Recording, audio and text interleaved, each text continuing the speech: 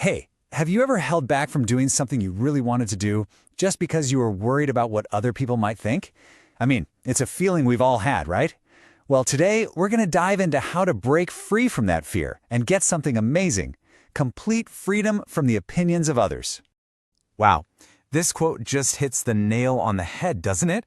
It frames our life not as something we're living for ourselves, but as this performance for some invisible audience whose judgment we're constantly afraid of. And that brings up a really important question. Who is this audience, and why on earth do we give them so much power? So yeah, let's explore that feeling, that sense that we're constantly being watched, constantly being evaluated. It's this invisible pressure that, a lot of the time, ends up dictating our choices, both the big ones and the small ones. I mean, really think about it for a second. That time you didn't wear that really cool outfit. Or when you held back a question in a meeting, worried it would sound dumb. Or maybe when you chose a safer career path. Were you making that choice for you? Or for that imagined audience you've got living in your head? It's this subtle, constant performance. Okay, so to really get a handle on this, it helps to give this anxiety a name. Let's actually personify it, not as some vague feeling, but as a character with a very specific role in your life. All right, let's meet the villain of our story, the inner horror director. See, this isn't just you, it's a specific part of your mind, and its only job is to direct horror films where you are the star. And the genre? It's always the same: social catastrophe. And you know what? This director has some very predictable dialogue. It's always whispering things like, "What will they think of me?" Or, "Oh no, I'm going to totally embarrass myself."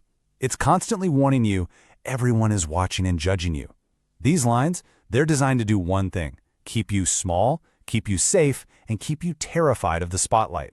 Just recognizing them is the first step to realizing, hey, you're not listening to your own voice. You're just hearing a line from a really bad, super repetitive horror movie. Now, here's where it gets really interesting. Why does this inner director have so much influence over us? I promise, this isn't some personal failing. It's actually rooted deep in our psychology.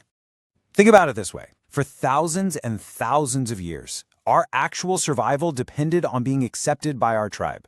If you got kicked out, that was basically a death sentence. So our brains developed this incredibly powerful built-in alarm system to keep track of our social standing.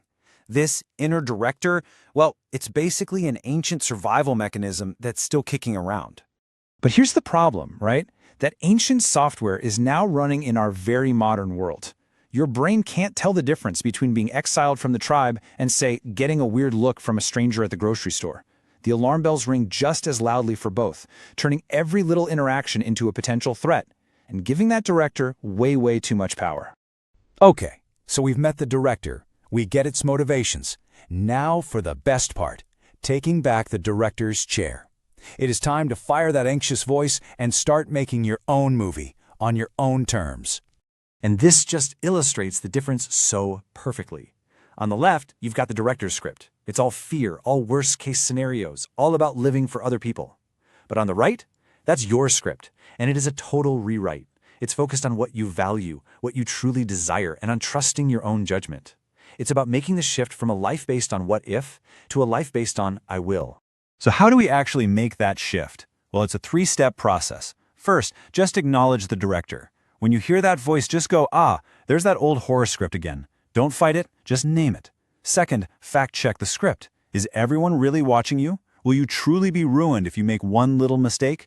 The stories are almost always complete fiction. And third, and this is the big one, seize the camera. You take the action, you make the choice based on your values, and you prove the director's fears wrong. So, what does this all lead to? What does it actually feel like when you're the one in charge, living a life without that old, fearful script playing on a loop? This is the goal: 100%. We're talking about 100% authenticity.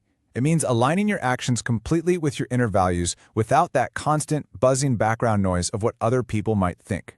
And let's be super clear here. This isn't about becoming selfish or inconsiderate.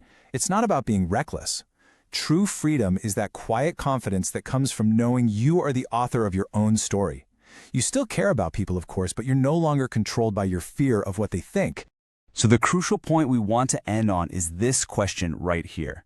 Right now, in this moment, as you get ready to make your next choice, who's holding the camera?